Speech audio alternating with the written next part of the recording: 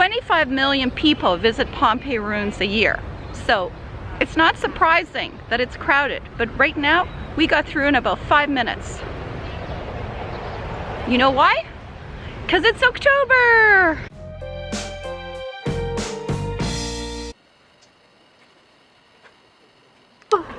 We're in the ruins of Pompeii, following ourselves on our downloadable app map, which I should have downloaded before we left.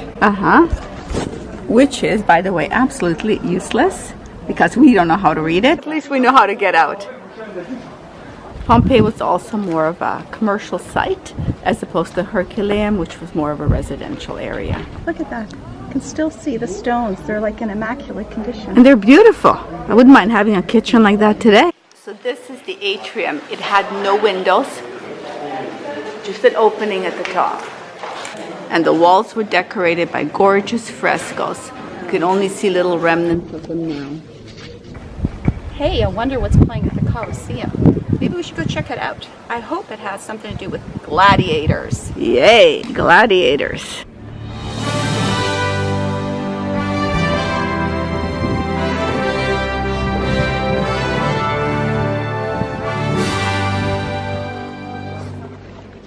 So this was a very bloody place. They would tie up the person in the center over there, and they had no choice but to fight the animals. And through the little trapdoor, they let out lions and tigers.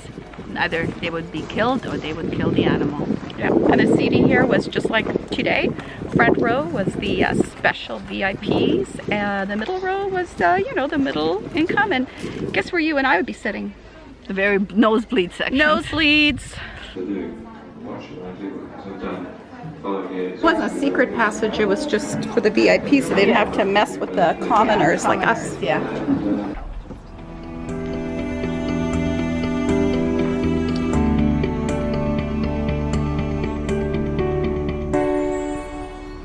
You're looking at a 2,000-year-old funeral marker.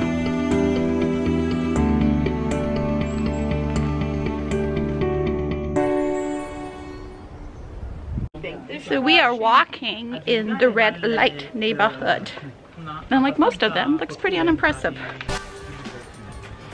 So we are in a brothel, the most famous house in Pompeii, where you can order a menu.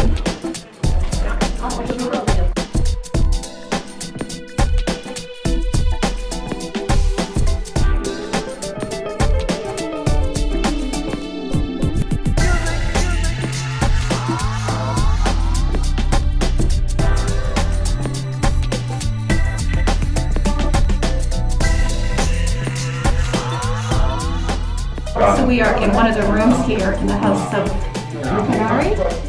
the brothel, and you can see the bed is made out of rock. The pillow is made out of rock, and there's absolutely no privacy. Everybody could hear whatever you were doing, and maybe that added to the atmosphere. Who knows? The bed was not the only thing that was hard. Back then, prostitution was legal, and men can just go in there and order whatever they like. Hey, have I got a deal for you? Come on in here. Come check out my wares. I got anything you want. I can get it for you. So this is the market with Pompeii would shop, similar to our open air market. In the center, they would have the fermented fish. We'd buy it right there. Yum, fish. Who doesn't love fish? Hey, what you got for sale? I operate one of those brothels back there. Did you know that only 2/3 of Pompeii has been unearthed so far? There's still a third left. That's pretty amazing. To excavate, yeah. After 2,000 years, they're still not finished excavating it. We're standing in front of the Temple of Jupiter.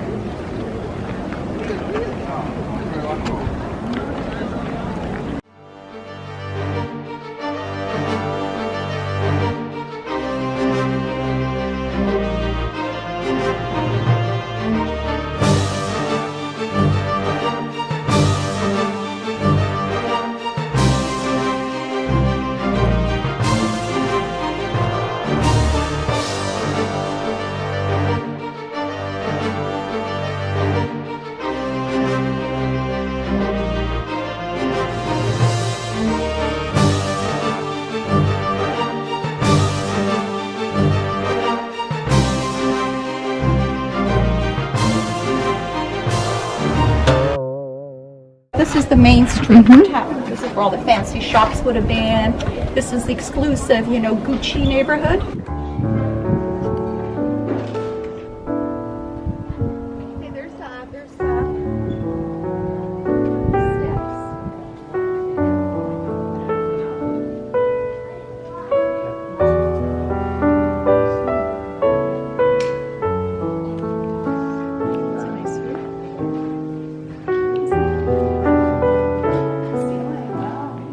So we are in the public baths here in Pompeii. It looks incredible. They had the technology, they had the ways to do it, which was awesome. I mean, just imagine, you know, coming in here and just enjoying, relaxing after a hard day of work. The bathing was a social thing. It wasn't a private thing. Totally. Those beautiful floors, tiny mosaics, and a ginormous tub in marble. It looks like it's brand new, doesn't it?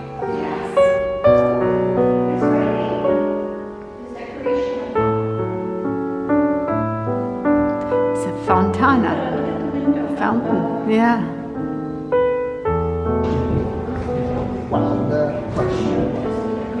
I'm gonna have a shower after this. Me too. I'm gonna have a bath after this. Yes.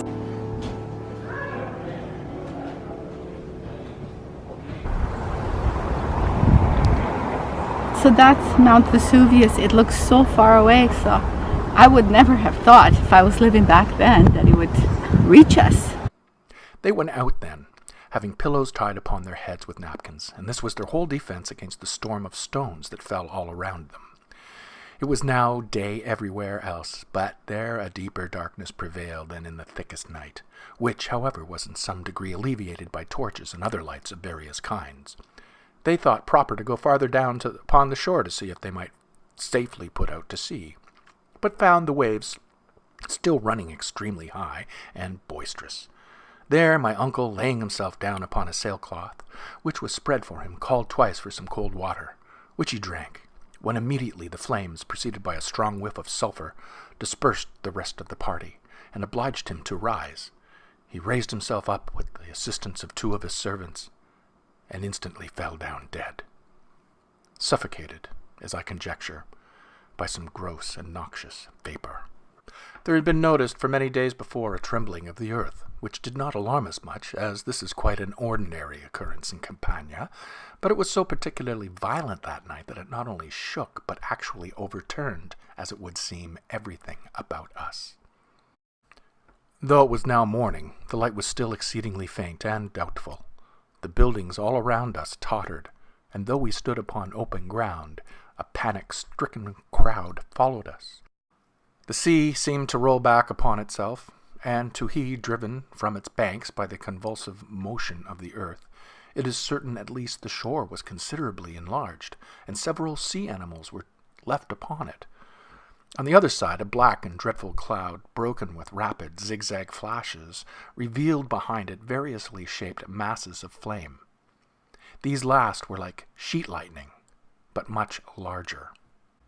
The ashes now began to fall upon us, though in no great quantity. I looked back.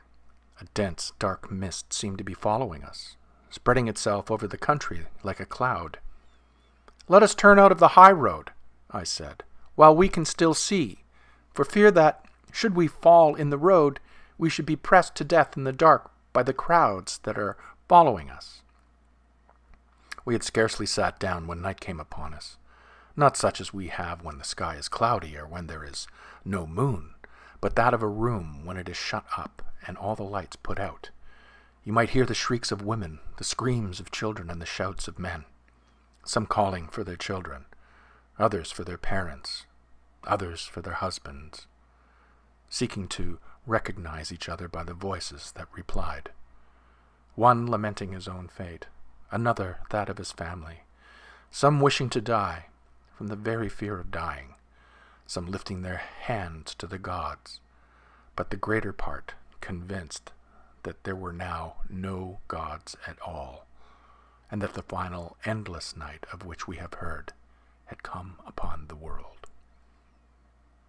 As we're walking through the streets of Pompeii, we realized, this was a civilization that was highly advanced. They had stores, they had baths, they had entertainment, theater, everything. They were a lot like us. Yeah. And then before they know it, boom. Yeah. And that's it. Just totally wiped them out. We're all at the mercy of Mother Earth. Absolutely. So you better treat her right. Yes. We're here in Pompeii at our little B&B. And they have a little swing in the back, so we're out here swinging. Because we're swingers. How much did we pay for this room? It was 100 euros for 2 nights. That's not bad. And look at that. A toilet and a bidet. There, we're being served. Yes. A homemade dinner by Chef Maria. The lady who runs this B&B. We're staying in Pompeii. Chef Maria! Yay! Who's hungry? Me. Here, kitty, kitty, kitty. Roberto just said that that wasn't anchovies we were eating, it was lychee, and it's a little fish that's just off the Amalfi Coast. And I got a plate of olives. Beautiful warm olives. They're warm. And here comes Roberto, right? Yeah. With the pasta. Pasta. Okay. Bring her down. Yum. Wow. That looks delicious. Buon appetito. Gracias. Num num num. Eat some parmesan. Yes, baby. I'll take some parmesan. Hey, I'll take some parmesan. Fresh. And that's from Chef Maria. We just finished our all our food and found out there's another one coming. Huge plate of spaghetti. I ate all of mine. She didn't.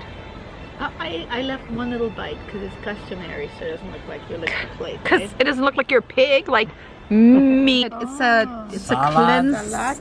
cleanse the palate. The fish is coming. It's swimming this way, and there's our lemon butter. So we have a big fat prawn and some orada, the local whitefish. We have had a fabulous and very authentic Italian feast. And now it's time for Limoncello. cheers. Cheers.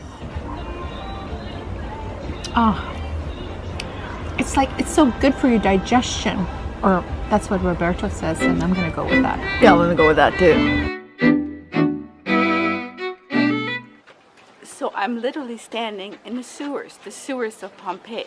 This is what they used because they didn't have toilets, so they would just dump everything on this kind of roadish thing, which is the sewer. And excuse me, that's where we usually end up, in the gutter.